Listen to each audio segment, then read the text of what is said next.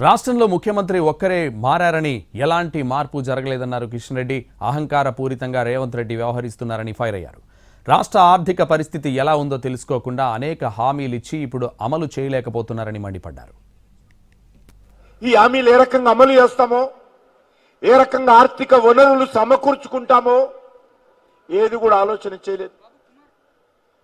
ఆ రోజు ఓట్లు కావాలా, అధికారం కావాలా, దానికోసము ఏదైనా అనేక రకాల హామీలు ఇచ్చారు. మరి ఈరోజు తెలంగాణ సమాజం ప్రశ్నిస్తుంది కాంగ్రెస్ పార్టీని. ఈరోజు తెలంగాణ సమాజము ప్రశ్నిస్తుంది రాహుల్ గాంధీని. తెలంగాణ నిరుద్యోగులు ప్రశ్నిస్తున్నారు రేవంత్ రెడ్డిని. ఏమైంది మీ హామీలు అడుగుతా ఉన్నాను. ఇచ్చినటువంటి హామీలు ఎందుకు అమలు చేయలేకపోతా ఉన్నారు? లేనప్పుడు ఏ రకంగా మిమ్మల్ని విశ్వసించాలో ఈరోజు ఆలోచన చేయాలి. రాష్ట్రంలో మార్పు రాలా. మార్పు ముఖ్యమంత్రి ఒకడే మారాడు. మారింది ఒక జెండానే మారింది, పేరే మారింది.